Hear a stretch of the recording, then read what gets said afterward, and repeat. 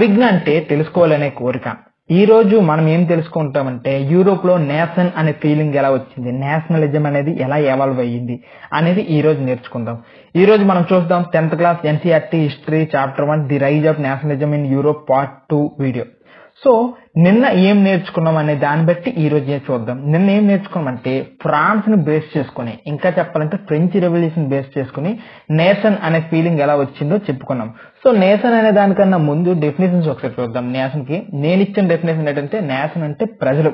మరి ఇంకెక్కువ ఆలోచించకుండా నేషన్ అంటే ప్రజలు అని చెప్పాను.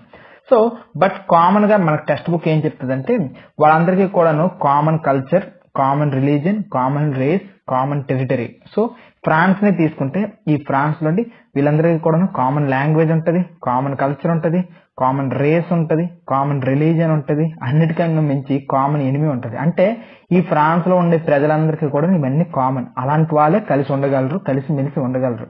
సో అది పరిస్థితి. సో ఇక్కడ మిగిలిన దేశాలన్నిటికీ కూడా చూసుకున్నట్లయితే నిన్న డెఫినేషన్ అనేది ఇంకాస్త ఒక ఆయన మార్చారంటే ఇంకా బాగా చెప్పారు. ఎర్నెస్ట్ రెనన్ అనేవారు. వాళ్ళు ఏం చెప్పారంటే జస్ట్ మనమంతా ఒకటి అంటే సరిపోద్దు, మనందరము ఇది సంపాదించుకోవడానికి ఎంతో కష్టపడాలి, వీరులు నెత్తురు పంటలాగా మనం విప్లవం చేసి తెచ్చుకునేటట్లు ఉండాలి. అంటే గట్టి ఫీలింగ్ తో ఎవరిని ఎదురించి తెచ్చినలాగా ఉంటే అప్పుడే నేషన్ అనే ఫీలింగ్ వస్తుంది అనుకుని చెప్పారు. బట్ ఒకటి గుర్తుంచుకోండి, నేషన్ అంటే మాత్రం కామన్ గా ఆ ప్రజలందరికీ కామన్ గా ఈ ఫీచర్స్ ఉంటాయి అనుకుని నిన్నటి వరకు నేర్చుకున్నాం.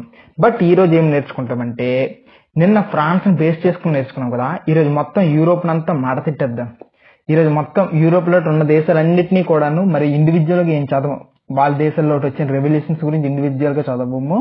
మనం ఇప్పుడు ఏం చేస్తామంటే మొత్తం అన్ని దేశాలని కలిపి ఒక కేస్ స్టడీగా తీసుకుందాం. ఈ మొత్తం అన్ని దేశాలని కలిపి ఒక కేస్ స్టడీగా తీసుకుందాం డైరెక్ట్ గా. కాబట్టి మీకు ఇంతకు ముందు లెసన్స్ నాలెడ్జ్ లేకపోయినా పర్లేదు, జస్ట్ హ్యాపీగా వినేయండి చాలు, ఓకేనా.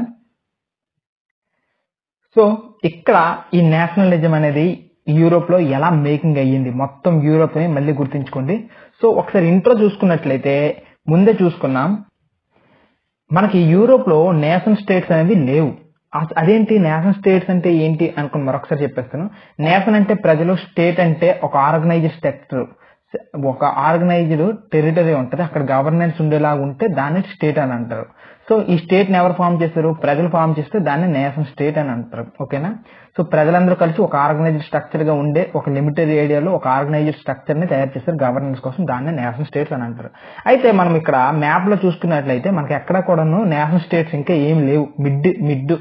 మిడ్ 18th సెంచరీ అంటే 1750 ఇటు 40 ఇటు 60 ఈ మధ్య టైంలో అసలు నేషనల్ స్టేట్స్ అనేవి యూరోప్ లో లేవు. అదేంటి నువ్వు ఎలా చెప్పగలవు యూరోప్ లో లేవు అంటే మనం కొన్ని దేశాలను తీసుకుందాం.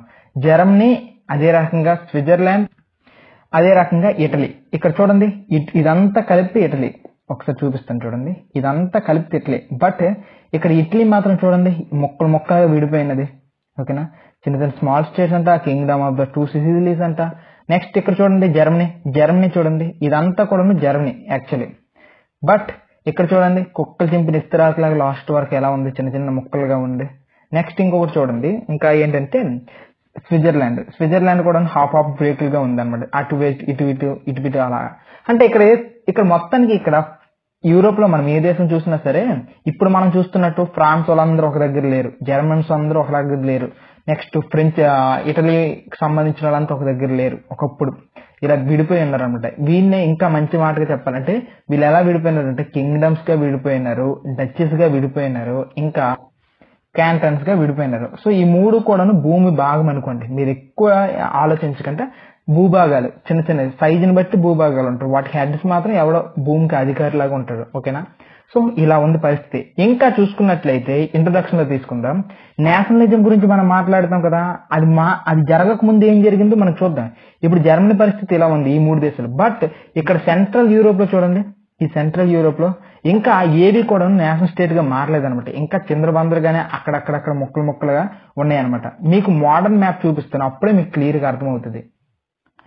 మీరు ఇక్కడ ఎక్కడ చూసినా సరే ఇక్కడ అంతా మోడర్న్ గానే ఉందన్నమాట సిచ్యువేషన్స్ అన్ని కూడా. చూడండి పోలాండ్ అనే కంట్రీ ఒకటి ఫామ్ అయింది, ఇక్కడ ఆస్ట్రియా హంగేరీ విడిపోయినది, ఇక్కడ రొమానియా అనే దేశం బిగిన్ అయినది, బల్గేరియా, నెక్స్ట్ గ్రీకు, ఇక్కడ ఆల్బేనియా, చూడండి ఇక్కడ క్రొయేషియా, ఇటలీ అనేది చూడు ఎంత ఫుల్ ఫ్లెడ్జ్డ్ గా వచ్చింది. ఇప్పుడు ప్రెజెంట్ స్పెయిన్ అనే దేశం ఉంది, ఇక్కడ పోర్చుగల్ ఉంది, ఇటు ఐర్లాండ్ ఉంది, ఇటు బ్రిటన్ ఫుల్ ఫ్లెడ్జ్డ్ గా ఉంది, Norway, Sweden, Finland, Estonia, Latvia, Lithuania, Germany చూడండి ఎంత బాగా వచ్చింది. ఆ పక్కనే ఉన్న బెల్జియం చూడండి, ఆ మీద ఉన్న నెదర్లాండ్స్ చూడండి, ఈ కింద ఉన్న స్విట్జర్లాండ్ చూడండి ఎంత ఫుల్ ఫ్లెడ్జ్డ్ గా ఉందో. సో ఇప్పుడున్న ఈ సిస్టమ్ లోకి మారడానికి అనమాట చాలా టైం పట్టేసింది నిజం చెప్పాలంటే. సో మీకు దీన్ని బట్టి అర్థం అవ్వాల్సింది ఏంటంటే ఏ కల్చర్ ఉన్న ఆ కల్చర్, అదే రకంగా కామన్ లాంగ్వేజ్ ఉన్న వాళ్ళు ఇంకా ఫామ్ అవ్వలేదు. ఒక్కొక్కరు ఒక్కొక్క దేశంలో అనమాట విడిపోయి ఉన్నారు. సేమ్ పరిస్థితి అనమాట ఇలా ఉంది. సో ఇంకా బాగా ఎక్స్ప్లెయిన్ చేయడానికి అసలు ఏమేమి ఉన్నాయి అనేది చూపుతాను చూడండి ఇంట్రొడక్షన్ గా. ఇక్కడ వీడికి కామన్ కల్చర్, అదే రకంగా కామన్ కలెక్టివ్ ఐడెంటిటీ ఉన్న వాళ్ళందరూ ఒక దగ్గర లేరనుకుని తెలుసుకున్నాం. ఇక్కడ మనం బెస్ట్ గా చూసుకున్నట్లయితే ఆస్ట్రియా హంగేరీ ఉంది కదా, ఇది హ్యాబ్స్బర్గ్ ఎంపైర్ అనేది రూల్ చేస్తూ ఉంది అనమాట. వాళ్ళు చూస్తున్నప్పుడు ఇలా ఉంది పరిస్థితి. ఆస్ట్రియా హంగేరీ చూడండి ఇలా అన్నిటినీ కలుపుకొని ఉందన్నమాట. నెక్స్ట్ ఇటుపక్క బొహేమియా. ఈ బొహేమియాలో చూసుకున్నట్లయితే ఇదేంటంటే జర్మనీకి సంబంధించిన మాట్లాడిన వాళ్ళు ఉన్నారు కదా, వీళ్ళందరూ కూడా అరిస్టోక్రసీ చేతిలో ఉన్నారు, వీళ్ళ చేతిలో రూల్ చేయబడుతున్నారు. అరిస్టోక్రసీ అంటే ఏంటో ఇప్పుడు చెప్తాను చూడండి. ఇక్కడ కింగ్ ఉంటాడు కదా, కింగ్ దగ్గర కొంతమంది మనుషులు ఉంటారు, మంచి పర్సన్స్ అనుకోండి, ఏబుల్డ్ పర్సన్స్, వాళ్ళు కూడాను మెయిన్ డిసిషన్స్ తీసుకుంటారు. ఇంకా కొంతకాలం తర్వాత ఏమవుతుందంటే కింగ్ కాస్త పడుకొని ఉంటాడు, ఈ మిగిలిన 5 ఈ పెద్ద వాళ్ళందరూ కూడాను సింపుల్ గా తక్కువ మంది గ్రూప్ ఉన్న వాళ్ళు బాగా రూల్ చేసుకుంటూ వెళ్ళిపోతూ ఉంటారు అనమాట.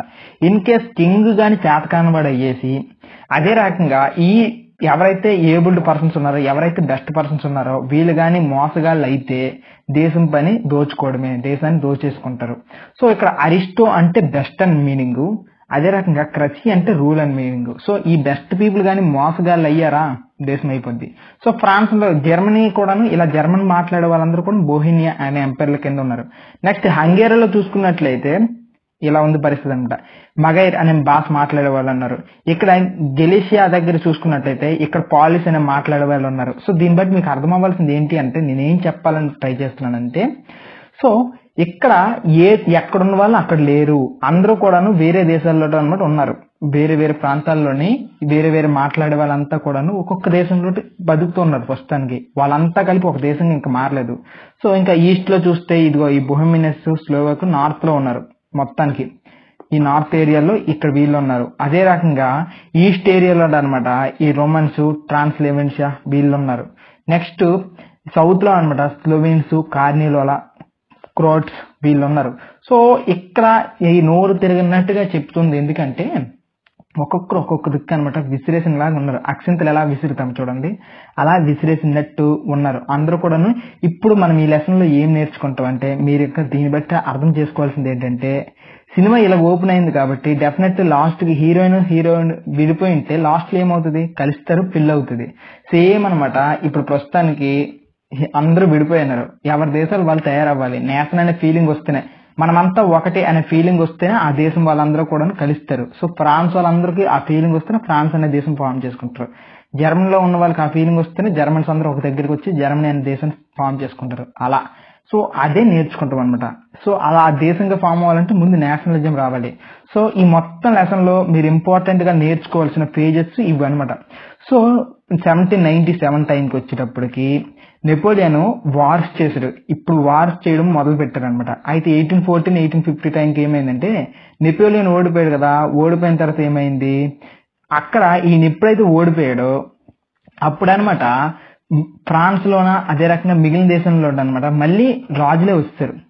ఈయన నెపోలియన్ రాజు అయినప్పటికీ కూడా కొద్దిగా రాజరికానికి వీటికి అనమాట అంత ప్రాపర్ గా ఉండేవాడు కాదు.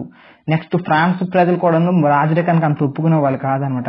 బట్ ఈ నెపోలియన్ ఎలా లేదన్నా ఓడించారు. ఓడించిన తర్వాత ఏం చేశారంటే ఆయన ఓడించారు. లాస్ట్ లో చెప్తాను, తర్వాత చెప్తాను. సో ఆయన ఓడించిన తర్వాత మళ్ళీ మోనార్కీ పెరిగిపోయింది. నెక్స్ట్ ఏమైందంటే ఇక్కడ 1821 లో గ్రీక్ అనే దేశాలు ఉన్నాయి కదా, ఇక్కడ చూపిస్తాను చూడండి. ఇక్కడ ఈ గ్రీక్ అనే దేశాల్లో అనమాట విప్లవాలు స్టార్ట్ అయ్యాయి. సో అక్కడ స్టార్ట్ అయ్యాయి అనమాట.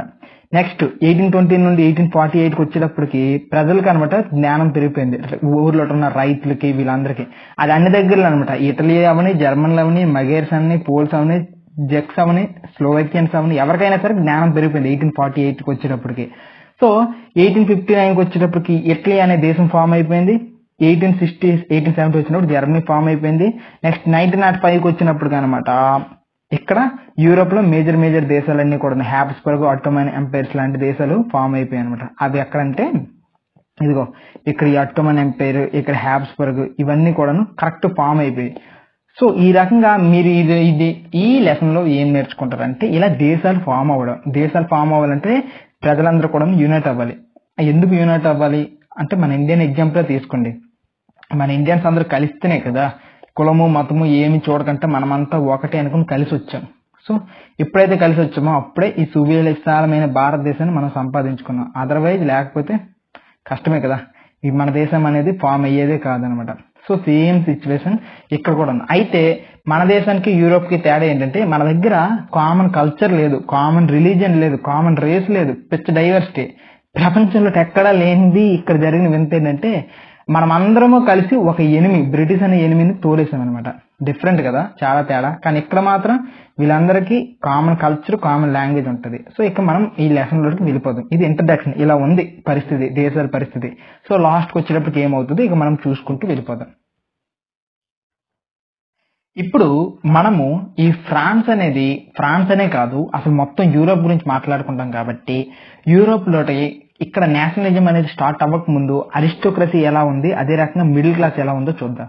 ఫస్ట్ అరిస్టోక్రసీ ఎలా ఉందంటే, ఈ అరిస్టోక్రసీ అంటే ముందే చెప్పాను కదా, అరిస్టో అంటే బెస్ట్ అనేది, క్రసీ అంటే రూల్ అనేది, అంటే బెస్ట్ పీపుల్ అన్నమాట రూల్ చేస్తూ ఉంటారు. వీళ్ళ చేతిలో ఎక్కువ అధికారాలు ఉంటాయి. మెయిన్ గా మన దేశంలో అయితే సామంతులు అనుకుని, భూస్వాములు అనుకుని ఇలా పెద్ద పేర్లు పిలుస్తూ ఉంటారు, జమీందారులని, ఇలాంటి వాళ్ళు అరిస్టోక్రసీ. ఓకే, సో ఇక్కడ మనం చూసుకోవాల్సింది ఏంటంటే వీళ్ళు ఎలాంటి వాళ్ళు అంటే వీళ్ళు డామినెంట్ క్లాసు మొత్తానికి. సో వీళ్ళదే పై చేయి. నెక్స్ట్ వీళ్ళుండే చాలా తక్కువ మంది. నెక్స్ట్ యూరోప్ మొత్తంలో ఎక్కడ చూసినా సరే ఇలాగే కొంతమంది పెద్దోళ్ళ చేతిలో అనమాట ఈ రకంగా అధికారాలు ఉంటూ ఉంటాయి. నెక్స్ట్ ఇంకొకటి చూస్తున్నట్లయితే వీళ్ళు ఉండేదంతా కూడా కంట్రీ సైడ్, అంటే దేశంలోనే ఎక్కడైతే మంచి డెవలప్మెంట్ ఉంటుందో ఆ ఏరియాలో అదే రకంగా టౌన్లో ఉంటారు ఈ అరిస్టోక్రసీస్ అనే డబ్బున్న వాళ్ళు. నెక్స్ట్ వీళ్ళు మ్యారేజెస్ కూడా వీళ్ళే చేసుకుంటారు. సో ఒక డబ్బున్నోడినే చేసుకుంటారు తప్ప ఒక పేదోడిని ఇలాంటి వాళ్ళు చేసుకోరు. సో మ్యారేజ్ అనేది వాళ్ళే. నెక్స్ట్ ఇంకొకటి చూసుకున్నట్లయితే వీళ్ళు నెంబర్లో తక్కువ ఉన్నప్పటికీ కూడాను దేశంలో ఎక్కువ మొత్తాన్ని రూల్ చేసేది వీళ్ళు జస్ట్ 2% ఉన్నప్పటికీ కూడాను మొత్తం దేశాన్ని రూల్ చేస్తూ ఉంటారు అనమాట. అటువంటి వాళ్ళు వీళ్ళు.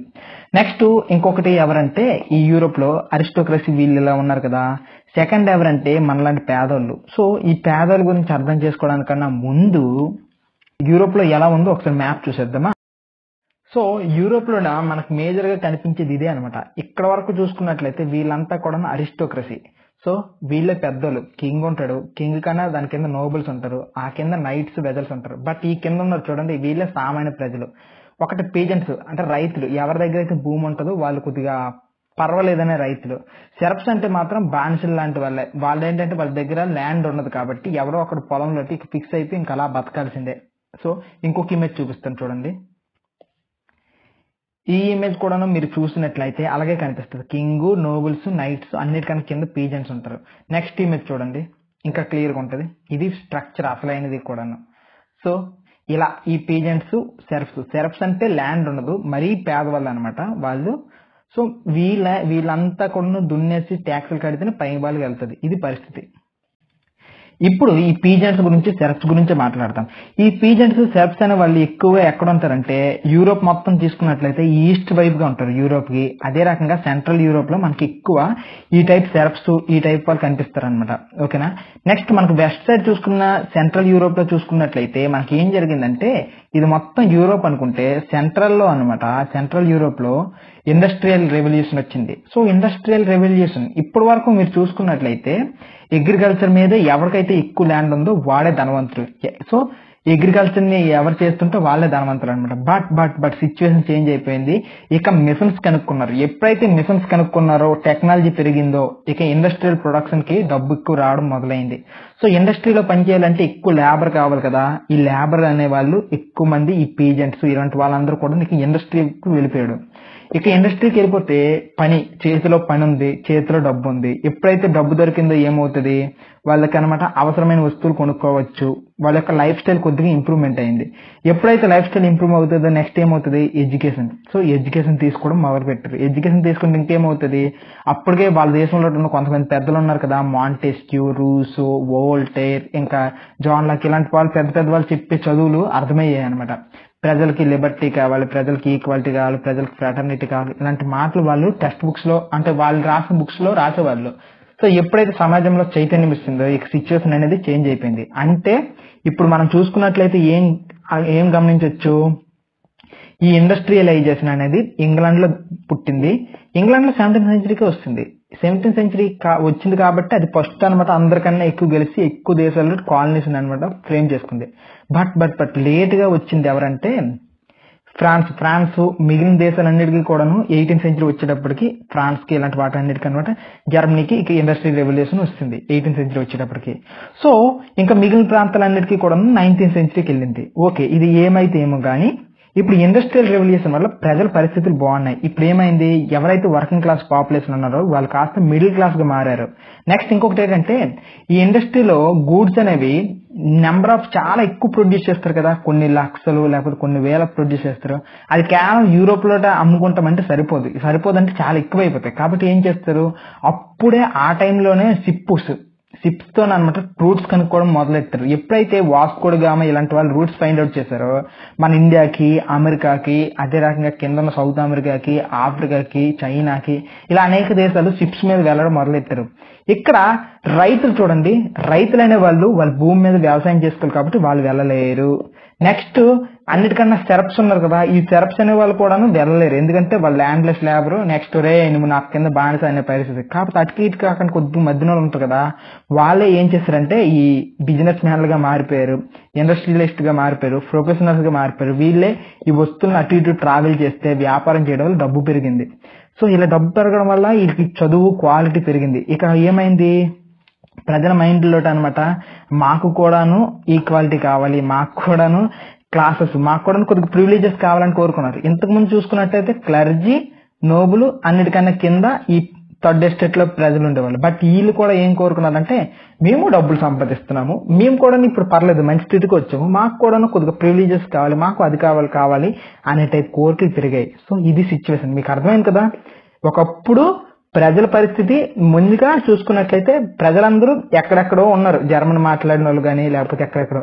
బట్ ఈ ప్రజలందరికీ కూడాను ఉద్యోగాలు ఇవన్నీ పెరగడం వల్ల, ఇండస్ట్రియల్ రెవల్యూషన్ రావడం వల్ల కొద్దిగా డబ్బులు ఇవన్నీ పెరిగాయి. వర్కింగ్ క్లాస్ పాపులేషన్ కనమాట మిడిల్ క్లాస్ అనేది కొత్తగా ఎమర్జ్ అయింది యూరోప్ లో. ఇప్పుడు ఏమైందో చూద్దాం. సో ఈ సిచ్యువేషన్ అంతటినీ కూడాను మనం దేంతో కంపేర్ చేస్తామంటే ఇండియాకే.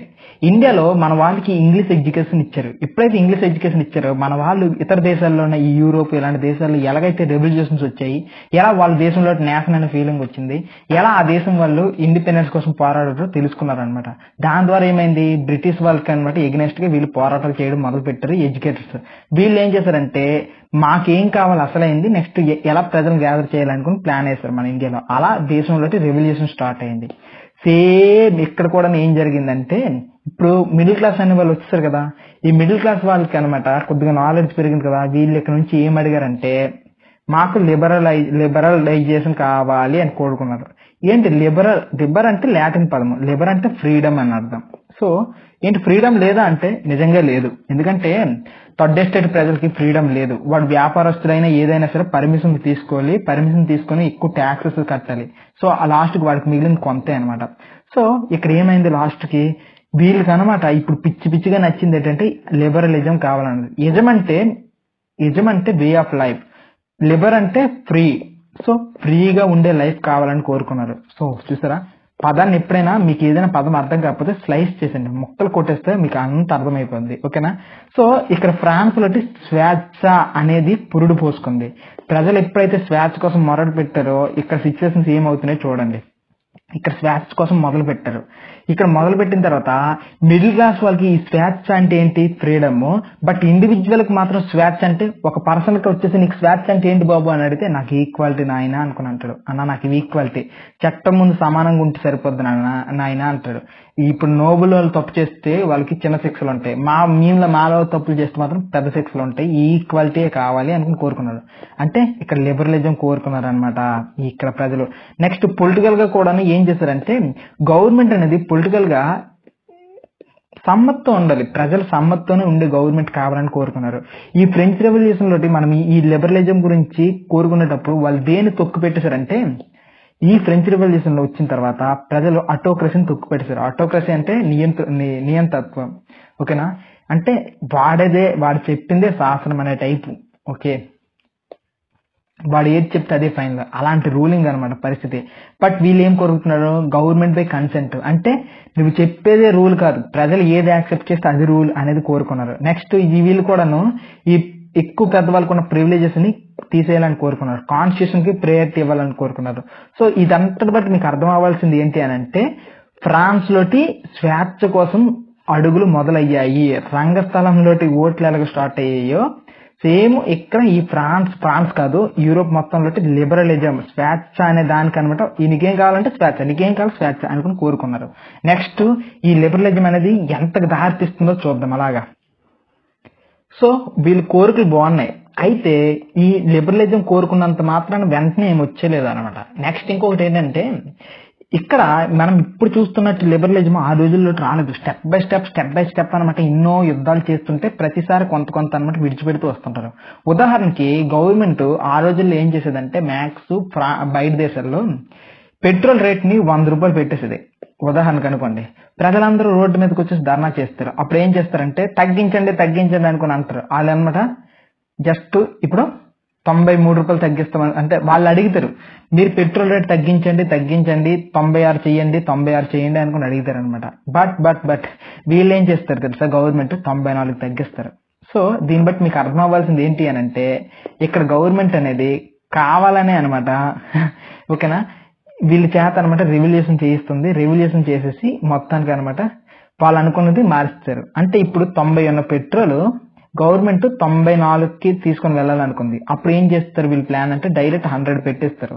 ఇలా 100 పెట్టేటప్పుడు ప్రజలందరూ రోడ్డు మీదకి వస్తారు కదా, ధర్నా చేస్తే తగ్గించండి అని అడుగుతారు. ఎంత తగ్గించాలంటే ఒక 96 తగ్గిస్తే సరిపోద్ది అనుకుని ప్రజలందరూ అడుగుతారు. అప్పుడు గవర్నమెంట్ ఏం చేస్తుంది తెలుసా, 94 తగ్గిస్తుంది. చూసారా, మీరు అడిగిన దానికన్నా మేము ఇంకా తగ్గించామనుకున్నాం. అప్పుడు ప్రజలందరూ కూడాను ఈ గవర్నమెంట్ మంచిది అనుకున్నాను పొగుడుతారు. బట్ నిజానికి మాత్రం వాళ్ళ టాలెంట్ చూసారా, 94ని ఎలా తెప్పించుకున్నారు. సో ఇక్కడ ఏంటి మీ మొత్తం సిచ్యువేషన్ ద్వారా మీరు అర్థం చేసుకోవాల్సింది ఏంటంటే, నీకు పెట్రోల్ రేట్ తగ్గిపోవాలని అంటే తగ్గిపోదు, బట్ దాని వెనక అనమాట చిన్న గొడవ ఉంటది, ఇవ్వడం తగ్గించడం ఉంటది. ఈ పెట్రోల్ ఎందుకు తెచ్చానంటే, చాలా విలువైనది ఈ ప్రపంచంలో ఏ గవర్నమెంట్ కైనా అంటే అది ఓటు, రైట్ టు ఓట్. నీకు ఓటు వేసే హక్కు, దాన్నే మనం మంచి మాట వాడతారు సఫరేజ్ అని అంటారు. సఫరేజ్ అంటే మీనింగ్, అర్థము రైట్ టు ఓటు వేసే హక్కు అనమాట. ఎందుకు ఇది ఎంతగా ఇంపార్టెంట్ అనే దానికన్నా చెప్పడానికన్నా ముందు, ఇక్కడ ఫ్రాన్స్ ఎగ్జాంపుల్ మళ్ళీ తీసుకుంటారు అనమాట ఈ టెక్స్ట్ బుక్ రైటర్. ఫ్రాన్స్ లో ఏ రకంగా ఓట్ అనేది చేంజ్ అవుతూ వచ్చింది అని చూస్తే, ఫస్ట్ ఈ ఫ్రాన్స్ రెవల్యూషన్ లో వచ్చిన వెంటనే వాళ్ళు చేసిన పని ఏంటంటే, ఓటు హక్కు తీసుకుని రావడం. ఓటు హక్కు తీసుకుని వచ్చి ఇకపైన రాజు కాదు కానీ లెజిస్లేచర్ లో ఉండే వాళ్ళంతా కూడా ఓటు వేస్తేనే వాళ్ళు ఎన్నిక అవుతారు అనుకుని తీసుకుని వచ్చారు. బట్ ఎప్పుడైతే ఈ నేషనల్ అసెంబ్లీ రెవల్యూషన్ తర్వాత ఫామ్ అయింది కదా, అది ఏం చేసిందంటే 3 పర్స్పెక్టివ్ మీదే ఓటు ఇచ్చింది అనమాట. అది ఏంటి అని అంటే, ఫస్ట్ మగవాడు అయ్యి ఉండాలి, సెకండ్ వాడు ఏజ్ 25 సంవత్సరాలు దాటి ఉండాలి, అండ్ థర్డ్ వాడు 3 రోజులకు తగ్గట్టుగా వాడు నెలంతా పనిచేస్తే ఆడు 3 రోజుల జీతాన్ని ట్యాక్స్ గా కట్టించే అంత కెపాసిటీ ఉన్నోడికయ్యే ఓటిచ్చేవాళ్ళు అనమాట. దీన్ని బట్టి ఏంటంటే, సమాజంలో అనమాట ఒక జస్ట్ 40% మందికి ఓటు వచ్చింది. అంటే డబ్బు ఉన్న వాళ్ళకి ఓటు వచ్చింది, డబ్బు లేని పేదలందరికీ అనమాట ఓడిపోయింది. బట్ నెక్స్ట్ ఫ్రాన్స్ రెవల్యూషన్ లో నెక్స్ట్ వచ్చిన వాళ్ళు ఎవరంటే ఈ జాకోబిన్స్ అనే వాళ్ళు వచ్చారు కదా. వీళ్ళు నేషనల్ కన్వెన్షన్ ఫామ్ చేసేటప్పుడు వీళ్ళు ఏం చేశారంటే, అందరు మగవాళ్ళకి ఓటిస్తారు. మగవాళ్ళు ఆడ పేద అయినా పర్లేదు, డబ్బున్నోడైనా పర్లేదు, అందరు మగవాళ్ళకి ఇచ్చారు, ఆడవాళ్ళకి ఇవ్వలేదు, కేవలం మగవాళ్ళకి ఇచ్చారు. అంటే కొంత స్టెప్ పెరిగింది. బట్ ఎప్పుడైతే నెపోలియన్ వచ్చాడో నెపోలియన్ ఏం చేశాడంటే మళ్ళీ అందరికి ఓటు ఎందుకు వేస్ట్ అనుకున్నాను అనమాట. మళ్ళీ డబ్బు ఉన్న వాళ్ళకి ఓటు ఇచ్చాడు అనమాట. నెక్స్ట్ ఉమెన్స్ కి అయితే ఓటు రాలేదు. సో ఉమెన్స్ కి పేదవాళ్ళకి ఓటు రాలేదు. ఇది జర్నీ చూసుకున్నట్లయితే ఎలా ఉంది. లాస్ట్ కి వచ్చినప్పటికీ ఇక్కడ ఉమెన్ కి నాన్ ప్రాఫిటెడ్ మెన్ కి ఎవరికైతే డబ్బులు లేవు వాళ్ళకి ఇలా ఓటు అనేది లేకుండా పోయింది. సో ఇది సిచ్యువేషన్ ఇక్కడ పొలిటికల్ రైట్స్ విషయంలో. ఇదంతా ఎందుకు చెప్పాను అంటే వీళ్ళు ఈక్వాలిటీ లిబరలైజేషన్ కావాలని కోరుకుంటున్నారు కదా. ఇది అంటే పూర్తి లిబరలైజేషన్ కాదు అన్నట్టు, పూర్తి ఈక్వాలిటీ కాదు, కనీసం ఎంతో కొంత ఓటు హక్కు ప్రజల్లో కొంతమందికి ఇస్తే సెట్ అవుతుంది అనేది ఈ మీనింగ్ అనమాట. సో మీరు ఇలా అర్థం చేసుకోవాలి. అంతేగాని ఈక్వాలిటీ అంటే ఈ రోజులాగా ఆడామాగా ట్రాన్స్జెండర్ అందరికీ ఈక్వాలిటీ ఇచ్చినలాగా మీరు ఊహించుకోకూడదు. అంత మెచ్యూరిటీ ఆ రోజుల్లో ఎవరికి లేదు, ఎవరి సాహసం కూడా చేయలేదు. మనము ఈ పొలిటికల్ పర్స్పెక్టివ్ లో లిబరలిజం నేర్చేసుకున్నాం. ఇప్పుడు నెక్స్ట్ అసలైన పర్స్పెక్టివ్ ఏదంటే పైసాయే పరమాత్మ కదా, అదే ఎకనామిక్ పర్స్పెక్టివ్ లో నేర్చుకుందాం. ఈ ఎకనామిక్ పర్స్పెక్టివ్ లో చూద్దాం. ఇప్పుడు యాక్చువల్లీ ఇక్కడ వీళ్ళ పేరుకి నేషన్ అనేది లేదు కదా ఆ రోజుల్లో. ఇక్కడ నేషన్ అనేది లేకపోయినప్పుడు ఏమవుతుందంటే పరిస్థితి అనమాట చాలా డిఫరెంట్ గా ఉండేది 19th సెంచరీ అంతకన్నా ముందు. ఇక్కడ ఏంటంటే ఉదాహరణకి ఇది హంబర్గ్ అనే ఊరు అనుకోండి, ఇది న్యూరంబర్గ్ అనే ఊరు అనుకోండి. ఈ ఊర్లో ఒక వ్యక్తి అనమాట ఏదైనా ఒక గూడ్స్ ఉదాహరణకి యాపిల్ పళ్ళే పట్టుకుని వెళ్ళాలనుకున్నాడు, ఇక్కడికి వెళ్ళి అమ్ముకోవాలనుకున్నాడు. ఇక్కడ అమ్ముకునేటప్పుడు ఈ మధ్యన ఎన్ని అడ్డంకులో తెలుసా, 11 ఉండేవంట బ్యారియర్స్. సో ఇక్కడ నుండి ఇక్కడికి వెళ్తే ఒక టోల్ గేట్, అక్కడ నుండి వెళ్తే ఇంకొక టోల్ గేట్, ఇక్కడ టోల్ గేట్, ఇక్కడ టోల్ గేట్, ఇక్కడ ఇలా ఎన్ని దగ్గరికి వెళ్ళిన తర్వాత ఏమవుతుందంటే ప్రతి దగ్గర 5% అనమాట ట్యాక్స్ కట్టాలి. ప్రతి దగ్గర 5%.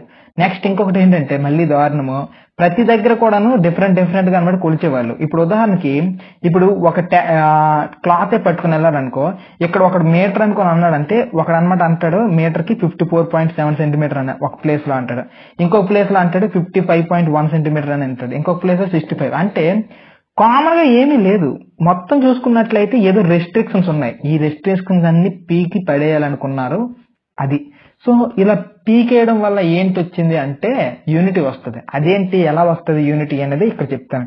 ఈ ఎకనామిక్ స్పీర్ లో కూడా వీళ్ళకి లిబరలిజం కావాలనుకున్నప్పుడు ఏం చేయాలి, ఇలాంటి సిస్టమ్ ని నాశనం చేసేయాలి. సో ఇక్కడ డిఫరెంట్ గా ఈ మెథడ్స్ ఉన్నాయి కదా, ఈ కొలిచే మెజర్స్ యూనిట్స్ ఉన్నాయి కదా, వాటన్నిటిని పీకేసింది ఎవరంటే నెపోలియన్. ఈ నెపోలియన్ నాశనం చేస్తాడంట అలా. నెక్స్ట్ ఇంకొకటి ఏంటంటే ఇలా ఇన్ని బ్యారియర్స్ ఉన్నాయి కదా, ఈ బ్యారియర్స్ అన్నిటిని తీస్తాడు. ఇక బ్యారియర్స్ అని తీసేసి మెయిన్ స్టేట్ లోనే పెట్టాడు.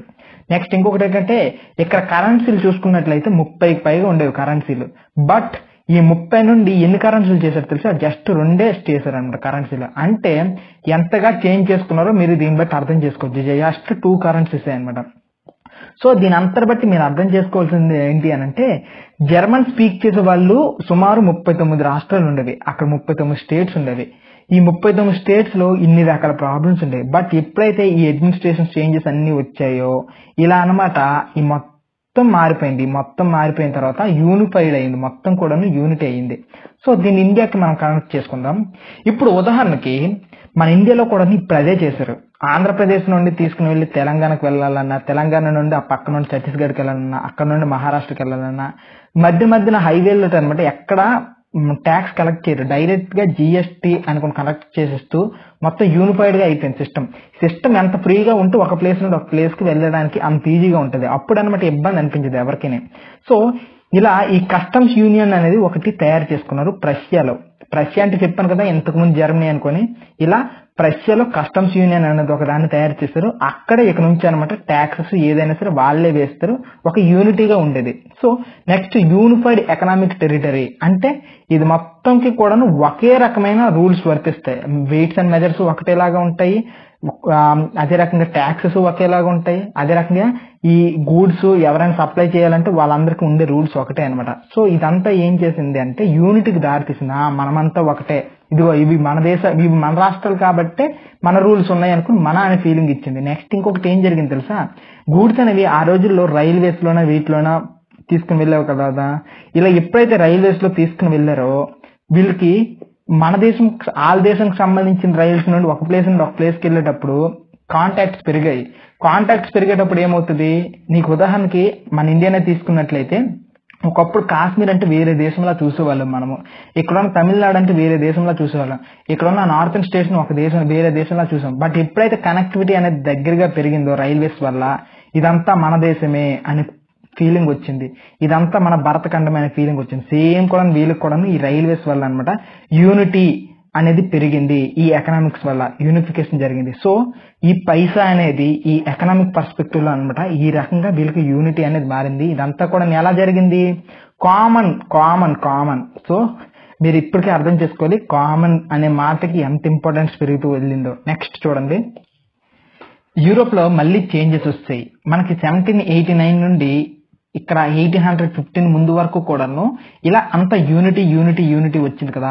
ఇప్పుడు యూనిటీ వచ్చిన తర్వాత 1815 టైంకి ఏమైందంటే ఈసారి నెపోలియన్ అనేవాడు ఓడిపోయాడు. సో ఈ కథని మీకు చెప్తాను చూడండి. నెపోలియన్ అనేవాడు director government, first national assembly, ఆ తర్వాత నేషనల్ కన్వెన్షన్, ఆ తర్వాత ఇదే జాకోబిన్ క్లబ్ అనమాట. నేషనల్ కన్వెన్షన్ అన్న జాకోబిన్ క్లబ్ అని ఒకటే. దాని తర్వాత ఏమైందంటే డైరెక్టర్ గవర్నమెంట్ ని తోసుకొచ్చిన వాడు నెపోలియన్. సో ఇలా వచ్చిన తర్వాత ఈయన అనేవాడికి ప్రజలందరూ కూడా రాజు వద్దు, రాజు చేతిలో పవర్ ఎందుకు అనుకుని చెప్పారు. బట్ లాస్ట్ కి ఏమైందంటే ఒక మంచి ఎఫిషియెంట్ రాజు నెపోలియన్ లాంటి వాడు సైనికుడిగా ఉండేసి వాడు ప్రజల్లో నుండి ఒక రాజు అయ్యాడు కదా. సో ప్రజలందరూ కూడా ఓకే చేస్తారు నెపోలియన్ అనమాట. అంటే రాజు వద్దని చెప్పేసి తిరిగి రాజు చేతికే పవర్స్ వెళ్ళాయి. ఓకే, ఇక్కడికి ఓకే.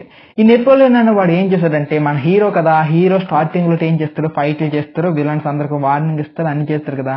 అన్ని దేశాల మీద యుద్ధాలకు వెళ్ళిపోవడము, అక్కడ అనమాట కొన్ని ఏరియాస్ ని లిబరలైజ్ చేసేయడము, సిస్టమ్స్ మార్చడం ఇలా చేస్తారు.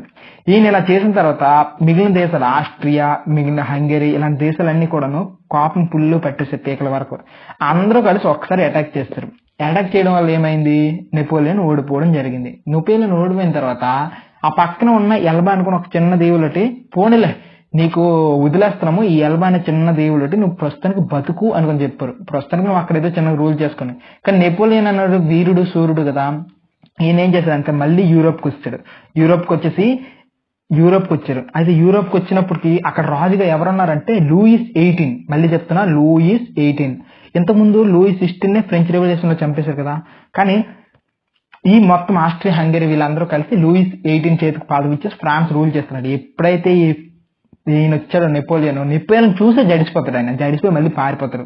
ఈసారి ఏం చేస్తారంటే మళ్ళీ ఈ దేశాలన్నీ అటాక్ చేసేస్తాయి. మళ్ళీ ఏరా నెపోలియన్ నీకు రావద్దని చెప్పాను, నువ్వు మళ్ళీ ఫ్రాన్స్ మీద కిందకు వచ్చావు అనుకుని చెప్తే ఈసారి యుద్ధం చేస్తారు.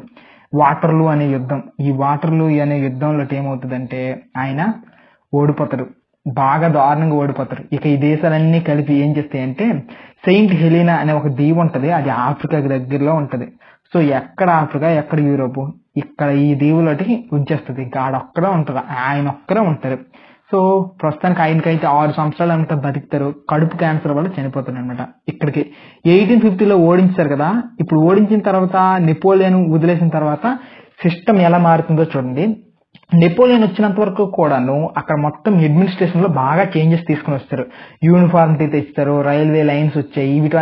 వీటన్నిటి వల్ల ఏమైందంటే ప్రజల్లో ఒక రకమైన నేషన్ ఫీలింగ్ వస్తుంది అనమాట. ప్రజల్లో కూడా యూరోప్ లో కూడా అంతే నేషన్ అనే ఫీలింగ్ వస్తుంది మెల్లమెల్లగా. కానీ అదే టైంలో ఇప్పుడు హీరో అనేవారు చచ్చిపోతే విలన్స్ అనే వాళ్ళు ఉంటారు కదా సమాజంలో, వాళ్ళే ఈ చర్చికి సంబంధించిన వాళ్ళు, సోషల్కి హైరార్కీస్, సొసైటీ పరంగా ఎవరైతే పెద్ద పెద్దలు ఉన్నారో, ఎవరికైతే ఎక్కువ ప్రాపర్టీస్ ఉన్నాయో వాళ్ళందరూ కూడాను కొద్దిగా వాళ్ళ యొక్క ఆలోచనలు ఉన్న వాళ్ళందరూ కూడాను కొంతమంది ఉన్నారు. అయితే ప్రజల్లో కూడాను కొంతమంది కన్జర్వేటివ్స్ ఉన్నారు. కన్జర్వేటివ్స్ అంటే అర్థం ఏంటంటే ఇప్పుడు ఉన్నది వేస్ట్ అండి, ఆ రోజుల్లో కేక, ఆ రోజుల్లో ఉన్న సిస్టమ్ సూపర్, మళ్ళీ ఆ సిస్టమ్కి వెళ్ళిపోదాం అనే టైపు మాటకి చెప్తుంటారు. ఇప్పుడు ఉదాహరణకి మన ఇండియానే తీసుకున్నట్లయితే మన ఇండియా ప్రస్తుతానికి ఇప్పుడు డెమోక్రటిక్ గా ఉంది కదా. ఇంకా కొంతమంది ఏం చేస్తారంటే మనం ఆ రోజుల్లోనే బాగుంది, గుప్తుల కాలంలో లేకపోతే అశోకుడి కాలంలో ఆ రోజుల్లో సొసైటీలో ప్రజలు బాగుండే వాళ్ళు అనుకుని అంటే పాతదాన్ని కోరుకుంటారంట. వీళ్ళని కన్జర్వేటివ్స్ అంటారు. సో ఇక్కడ కన్జర్వేటివ్స్ ని కోరుకునే వాళ్ళు ఏమైందంటే అక్కడ ఫ్రాన్స్ లో కూడా ఇదే టైప్ ఆఫ్ కన్జర్వేటివ్స్ ఉన్నారు. వీళ్ళు కాస్త నెగిటివ్ వాళ్ళు అనమాట. ఓకేనా, మన దేశంలో మంచిని కోరుకునే కన్జర్వేటివ్స్ ఉన్నారు, చెడుని కోరుకునే కన్జర్వేటివ్స్ ఉన్నారు. బట్ ఇక్కడ ఈ చెడుని కోరుకునే వాళ్ళు ఉన్నారు చూడండి. మ్యాక్స్ కన్జర్వేటివ్స్ ఎలా ఉంటారంటే నెగిటివ్సే ఉంటాయి అనమాట. ఆ పద్ధతులే బాగున్నాయి, ఈ కొత్త సిస్టమ్స్ ఏం బాగుంటాయి అనుకుని అనమాట అలా ఉండేవాళ్ళు. సో వీళ్ళు ఏం చేశారంటే సొసైటీని మళ్ళీ వెనక్కి తీసుకుని వెళ్దామా అనుకుని ఒక ఆలోచన పడ్డారు. నెపోలియన్ వరకు వచ్చినప్పటికీ ఈయన మోడర్నైజ్ బాగా చేస్తారు. ఈయన మోనర్కే, ఈయన రాజే అనమాట. రాజు అయినప్పటికీ కూడాను రాజు పదవికి ఫుల్ పవర్ పెంచేసాడు అనమాట. ఎలా అంటే ఫ్యూడల్ సిస్టమ్ ని నాశనం చేస్తారు. దాని తర్వాత చర్చ్ కి ఇలాంటి వాటికి అన్నమాట పవర్ ఎలాగో తగ్గిపోయి ఉన్నది. అయినప్పటికీ కూడా వీళ్ళు చేసింది ఏంటంటే ఆర్మీకి ఫుల్ పవర్ ఇచ్చేసారనమాట. ఆర్మీకి పవర్ పెరిగిపోయింది. నెక్స్ట్ ఎకానమీని మంచి సూపర్ గా చేసుకున్నారు. సో దీనివల్ల ఏమైంది, ఈ మానార్కీ అన్నమాట పవర్ పెరిగింది, అంటే రాజులకి పవర్ పెరిగింది అనేది విషయం మనకు అర్థమవచ్చు. నెపోలియన్ తర్వాత యూరోప్ లో ఎలా ఉందంటే రాజులకు మళ్ళీ తిరిగి పవర్ వచ్చే అవకాశం దొరికింది అనమాట. సో ఇంతకు ముందుకి ఇప్పటికి ఎందుకు రాజుకి పవర్ లేదు అని అంటే మళ్ళీ ఒకసారి చూపిస్తాను చూడండి. ఆ రోజుల్లో రాజు చేతిలో డబ్బులు లేవండి. నిజం చెప్పాలంటే రాజుకి చేతిలో అసలు పవర్స్ పెద్దగా లేవన్నమాట. అయితే మరి డబ్బులు అనేది ఎక్కడివి అంటే ఇక్కడ ఈ రైతులు ఉన్నారు కదా, ఈ రైతులు అనే వాళ్ళు ఒక పర్టికులర్ భూమిలో పనిచేస్తూ ఉంటారు కదా, వాళ్ళు ఈ పైన వాళ్ళకి డబ్బులు ఇస్తారు. ఈ పైన వాళ్ళ చేతిలో వీళ్ళకి డబ్బులు ఇస్తారు. సో యాక్చువల్లీ భూములన్నీ ఉన్నవన్నమాట వీళ్ళ చేతిలో ఉంటాయి. వీళ్ళ దగ్గర అనమాట ఫుల్గా ఉంటుంది డబ్బులు. ఆ డబ్బుల్ని రాజుకి ఇస్తారు. రాజు చేతిలో ఎప్పుడు డబ్బులు ఉండవు, అప్పుడు ఏమవుతుంది సిచ్యువేషన్ అంతా కూడాను, మళ్ళీ ఏం సక్సెస్ ఉండదు కదా. బట్ ఇప్పుడైతే ఏం జరిగిందంటే ఈయన ఎప్పుడైతే ఎకానమీ స్ట్రాంగ్ చేసాడో, ఎకానమీ స్ట్రాంగ్ చేస్తే ట్యాక్సెస్ అనేవి కడతారు కదా. ఉదాహరణకి పళ్ళు అమ్మాడు అనుకో, ఆ ట్యాక్సెస్ రాజుకి ఇవ్వాలి. ఉదాహరణకి ఎవరైనా వ్యాపారం కోసం ఇండియా ఇలాంటి ప్లేసెస్కి వచ్చారనుకో, వాళ్ళు వచ్చిన డబ్బుల్ని రాజుకి ఇవ్వాలి. సో రాజుకి ఇలా అనమాట పన్నులు పెరిగాయి, అంటే రాజు దగ్గర అనమాట డబ్బులు పెరిగాయి. ఎప్పుడైతే రాజు దగ్గర డబ్బులు పెరిగాయో ఆయన పవర్ పెరుగుతుంది కదా. సేమ్ ఇక్కడ కూడా అదే జరిగింది. రాజు చేతిలో పవర్ అనమాట పెరిగింది డబ్బులు పెరగడం వల్ల. సో అప్పటి వరకు కరెన్సీయే లేదు అగ్రికల్చర్ సొసైటీలో. బట్ ఎప్పుడైతే ఇండస్ట్రియలైజేషన్ ఇలా వచ్చాయో కరెన్సీకి ఎక్కువ వచ్చింది అనమాట. ట్రేడ్ అనేది ఎక్కువ జరుగుతుంది. అప్పుడు రాజు చేతిలో పవర్ అయింది. ఎగ్జాక్ట్లీ నెపోలియన్ వచ్చినప్పుడు కూడా ఇలానే ఉందన్నమాట. రాజు చేతిలో ఎక్కువ పవర్ పెరిగింది. అయితే ప్రతి యుద్ధం తర్వాత కూడాను ఒక మీటింగ్ జరగాల్సిందే. ఆ మీటింగ్ లో ఏం చేస్తారంటే పంపకాలు చేసుకుంటారు. ఓడిపోయిన దేశం దగ్గర నుండి డబ్బు ప్లేసెస్ లాక్కుంటారు. నెక్స్ట్ గెలిచిన దేశాలన్నీ కూడా మీటింగ్ కూర్చుకొని ఎలా పంచుకోవాలనేది చేస్తారు. సేమ్ ఇక్కడ ఈయన చచ్చిపోయిన తర్వాత నెపోలియన్ అన్నమాట వీళ్ళు ఓడించిన తర్వాత ఓడించిన దేశాలు చూడండి, బ్రిటన్, రష్యా, ప్రష్యా అంటే జర్మనీ అనుకోండి. జర్మనీలో అప్పట్లో 39 స్టేట్స్ అన్నిటిని ఉంటాయి. 39 స్టేట్స్ అన్నిటిని కలిపింది ఎవరంటే నెపోలియనే. ఆ నెపోలియనే ఇక్కడ చెప్పారు కదా, ఈ ఎకనామీలో మీకు చూసుకున్నట్లయితే కావాలని చెప్పలేదు, ఇక్కడ జర్మన్ స్పీకింగ్ రీజియన్స్ ఉన్నాయని చెప్పడానికి మెయిన్ రీజన్ ఏంటంటే ఇదే అనమాట. నెపోలియన్ అండర్ లోనే ఉండేవి ఆ 39 స్టేట్స్ ని యునైట్ చేసింది. ఇక్కడ నెపోలియన్ కి ఆ క్రెడిట్ వెళ్తుంది. సో ఈ ప్రష్యా అదే రకంగా ఇంకా వేరే దేశం ఏంటంటే ఆస్ట్రియా, వీళ్ళందరూ కలిసి నెపోలియన్ మీదకి అటాక్ వచ్చి నెపోలియన్ ఓడిస్తారు. ఓడించిన తర్వాత మరి మీటింగ్ జరగాలి కదా, ఆ మీటింగ్ పేరు కాంగ్రెస్ ఆఫ్ వియన్నా అంటారు. అది ఏ సంవత్సరంలో జరిగింది అంటే 1815లో. ఈ వియన్నాలో కూర్చున్నారు ఈ కాంగ్రెస్. మరి లీడర్ ఎవరైనా పెట్టుకోవాలి కదా, ఆస్ట్రియాకి సంబంధించిన వాడు లీడరు. ఆస్ట్రియా ఛాన్సలర్ డ్యూక్ మ్యాటర్నిచ్ ఈయన. అయితే ఈ మీటింగ్ లో మరి ఏం విషయాలు జరిగాయి అని అంటే ఈ నెపోలియన్ అనేవాడు వచ్చిన తర్వాత చాలా చేంజెస్ తీసుకుని వచ్చాడు. మెయిన్ గా ఏంటంటే రాజులు అనే వాళ్ళందరూ మాక్సిమం వాళ్ళ పవర్స్ అనేవి తగ్గిపోయాయి. వీళ్ళు ఇప్పుడు మేజర్ మోటో ఏంటి, మరి రాజరికం పవర్ పెరిగేటట్లు చేస్తారనమాట. సో మరి ఎలా పెరిగిందంటే ఫస్ట్ ఫ్రాన్స్ నే తీసుకుందాం. ఫ్రాన్స్ లోన నెపోలియన్ చచ్చిపోయాడు కదా, ఫ్రాన్స్ లో చనిపోయారు కాబట్టి మళ్ళీ లూయిస్ 18 అనే వాడిని పదవిలో కూర్చోబెట్టేశారు అనమాట. ఫస్ట్ ఫ్రాన్స్ అంటే వాళ్ళ దేశంలో నెపోలియన్ చచ్చిపోయిన తర్వాత అది. నెక్స్ట్ నెపోలియన్ అనేవాడు ఎక్కువ యుద్ధాలు చేసేసి ఫ్రాన్స్ యొక్క టెరిటరీని బాగా పెంచుకుని వెళ్ళిపోయాడు. ఇక వీళ్ళు ఏం చేశారంటే కట్ చేసి పడేశారు. నీకు అన్ని టెరిటరీస్ వద్దు అనుకుని అనమాట ఫ్రాన్స్ నుండి చాలా టెరిటరీస్ లాగేసుకున్నారు. మరి లాగిన తర్వాత ఏం చేశారంటే ఎవరెవరు లాభపడ్డారంటే నెదర్లాండ్ అనేది లాభపడింది. దానికి బెల్జియం కూడా కలిసిపోయింది అనమాట. Netherland, Belgium. నెక్స్ట్ జెనోవా అనే ప్లేస్ పీడ్మెంట్ అనే ప్లేస్ కి దొరికింది. ప్రష్యాని ఎవరు ముట్టుకోలేదనమాట. ఎవరైతే 39 రాష్ట్రాలు ఉన్నాయో ఈ 39 రాష్ట్రాలను ఎవరు ముట్టుకోలేదు కదా, ప్రష్యాకి కొంత ఏరియా కూడా యాడ్ అయింది అనమాట. సాక్సోనీ అనుకున్న ఒక ఏరియా ఉంటుంది, ఆ ఏరియా యాడ్ అయింది. అంటే ప్రష్యా వరకు ఓకే, జర్మనీ లాంటి దేశం. నెక్స్ట్ ఆస్ట్రియాకి ఇటలీ దొరికేసింది. సో ఇదంతా మ్యాప్ లో మనం ఒకసారి చూసేద్దాం. సింపుల్ గా చెప్పడానికి ట్రై చేస్తాను. ఇలా ఈ మ్యాప్ లో చూద్దాం. అంటే 1815కి వచ్చేటప్పుడు అనమాట మ్యాప్ చేంజ్ అయిపోయిందని దీన్ని బట్టి మీరు అర్థం చేసుకోవచ్చు. 1815 వచ్చినప్పటికి ఈ మ్యాప్ చేంజ్ అయిపోయింది. ఇక ఫ్రాన్స్ లో అనమాట చాలా మొక్కలు ఎగిరిపోయి నెదర్లాండ్, బెల్జియం కలిసింది. ఆస్ట్రియాకి ఇక్కడ ఇటలీ, ఆస్ట్రియాలో ఒక ముక్క యాడ్ అయ్యింది. అదే రకంగా ఇక్కడ ప్రష్యాకి కొన్ని ఏరియాస్ దొరికే, సాక్సన్ అనే ఏరియా. రష్యాకి అయితే పోలాండ్ దొరికింది. ఇలా అనమాట చేంజ్ అయింది మ్యాప్ 1850 వచ్చేటప్పటికి. అంటే వీటన్నిటి బట్టి మీరు అర్థం చేసుకోవాల్సింది ఏంటంటే మళ్ళీ యూరోప్ లోకి మోనార్కీస్ కి అనమాట పవర్ పెరిగింది. అంటే రాజులకి కాస్త పవర్ పెరిగింది అనే విషయం మీరు అర్థం చేసుకోవాలన్నమాట. సో దీనివల్ల మీకు అర్థం అవ్వాల్సింది ఏంటంటే కన్జర్వేటివ్స్ అంటే మళ్ళీ బ్యాక్కి వెళ్ళిపోయారు, మా ట్రెడిషన్స్ మాకు కావాలి అనే టైప్ గా. అయితే అంత పూర్తిగా కాదు, ఈ ఫ్యూడల్ సిస్టమ్ అంత కాదు, కాకపోతే కొద్దిగా వెనక్కి వెళ్ళారు. సో ఇక్కడ ఫ్రాన్స్ లోని ఫ్రెంచ్ రెవల్యూషన్ ఇచ్చిన గొప్పతనం ఏంటంటే రాజుని పీకేండి, ప్రజల చేతికి పవర్ వెళ్ళాలి అని కోరుకున్నారు. బట్ ఇక్కడ సిచ్యువేషన్ ఏమైంది, లాస్ట్ కి మళ్ళీ ఈ 1850లో ఎప్పుడైతే నెపోలియన్ అని ఓడిపోయాడో మిగిలిన దేశాల రాజులు అనమాట మళ్ళీ పవర్ఫుల్ అవ్వడం వల్ల ఈ లెక్క ఆటోక్రటిక్ అయిపోయారు. ఇంకా ఎవడ మాట వినని సీతయ్యలాగా తయారైపోయారు అనమాట. వీళ్ళకి క్రిటిసిజం అనేది ఒప్పుకోరు. ప్రజల నుండి ఎవడైనా డిసెంట్ అసలు ఒప్పుకోను, ఈ రాజు వేస్ట్, ఈ రాజు ఇలా చేస్తారంటే అసలు ఒప్పుకోరు అనమాట. నెక్స్ట్ వీళ్ళ యొక్క గవర్నమెంట్స్ అనేవి బాగా ఆటోక్రటిక్ గా అయిపోయి దానికి లెజిటిమసీ కూడా. ఈ ఆటోక్రటిక్ గవర్నమెంట్ యొక్క లెజిటిమసీని ఎవడైనా క్వశ్చన్ చేశాడంటే అది అయిపోతాడు అనమాట మటాస్. అంటే సమాజంలో గొప్ప వాళ్ళు ఇంటలెక్చువల్స్ అనమాట ఎప్పుడైనా గవర్నమెంట్ ని క్వశ్చన్ చేస్తూ ఉంటారు. ఇది ఒక్కటి గుర్తుంచుకోండి. ఈ రోజుకైనా ఆ రోజుకైనా ఎవడైనా తెలివైన వాడే సమాజంలో ఇంటలెక్చువల్ క్వశ్చన్ చేస్తాడు. అలాంటి వాళ్ళు అందరూ ఎక్కడ ఉంటారంటే జర్నలిజము, న్యూస్ పేపర్స్, కవులు, రైటర్స్ వీళ్ళందరూ ఉంటారు. సో ఇక్కడ కూడా న్యూస్ పేపర్స్, బుక్స్, ప్లేస్ అంటే నాటకాలు, సాంగ్స్, ఇలా ఎవరైనా సరే లిబర్టీ గురించి, ఐడియా ఫ్రీడమ్ గురించి మళ్ళీ ఎవరైనా మాట్లాడేదా సెన్సర్షిప్ ఉంటుంది. సో సెన్సర్షిప్ అంటే ఆ విషయాలు మీరు రాయకూడదు అనుకుని రెస్ట్రిక్షన్స్ ఉంటాయి అనమాట. దీన్ని బట్టి మీకు అర్థం అవ్వాల్సింది ఏంటంటే ఫ్రెంచ్ రెవల్యూషన్ లో వచ్చిన యొక్క ఫోకస్, శక్తి అంతా మొత్తం నీరు గారిపోయి చల్లగా అయిపోయింది మొత్తానికి. సో ఇది పరిస్థితి. సో ఫ్రెంచ్ రెవల్యూషన్ ఇచ్చిన లిబరల్స్ అనేవి ఇన్స్పైర్ చేసినప్పటికీ కూడాను మొత్తానికి ఇప్పుడు జర్నీ అనేది మానార్క్స్ చేతిలోకి వెళ్ళిపోయింది అనమాట. ఇది పరిస్థితి. సో ఇంటర్వెల్కి వచ్చినప్పటికి ఏం జరిగిందంటే ఎంతో గొప్పగా ఊహించుకున్న మనము పరిస్థితి వీళ్ళందరూ యొక్క ఆఖరికి ఫ్రీడమ్ ఆఫ్ ప్రెస్ కూడాను ఈ కన్జర్వేటివ్స్ అంటే ట్రెడిషన్సే కావాలి, ఆ రోజులకి వెళ్ళిపోతాం అనే టైప్ మానార్క్స్ అందరూ కూడాను నాశనం చేసి పడేశారు. ఇంకా చూద్దాం అసలు ఫ్రాన్స్ అనేది తిరిగి కోలుకుంటుందా, అసలు యూరోప్ లోని దేశాలు మళ్ళీ ఈ నేషన్ అనే ఫీలింగ్ తో తిరిగి కోలుకోగలవా లేదా చూద్దాం. ఎప్పుడైతే మొత్తం పడిపోద్దని అనుకుంటామో అలాంటప్పుడే సమాజంలోని కొంతమంది గొప్ప వాళ్ళు ఉంటారు, వాళ్ళ హీరో లాంటి వాళ్ళు, వాళ్ళ చేతికి ఎక్కువ పవర్ ఉంటుంది, మన కేజీఎఫ్ హీరో లాగా. అయితే మనం ఇప్పుడు చూస్తున్న సమాజంలో ఎవరైనా క్వశ్చన్ చేశాడంటే ఆడికి బీభత్సంగా ఉంటది. ఎవడైనా నాకు నేషనల్ స్టేట్ కావాలి అని అన్నాడంటే ఆడికి దొరువే. అటువంటి పరిస్థితిని ఫుల్ గా రిప్రెషన్ ఉంది.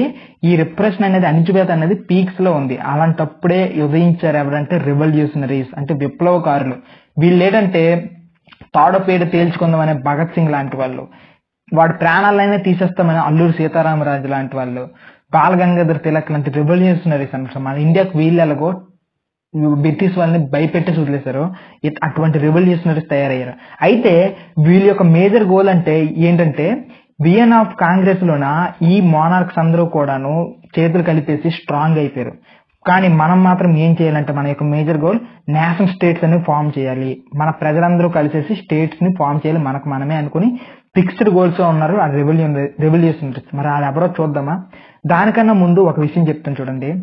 స్టార్టింగ్ ఒక రాజులకు పడేది కాదు, ఒక రాజులు యుద్ధాలు చేసుకునే వాళ్ళు. బట్ కొన్ని రోజులు అయిన తర్వాత ఏమైందంటే ప్రజలు రాజుల మీద తిరగబడడం మొదలు పెట్టారు.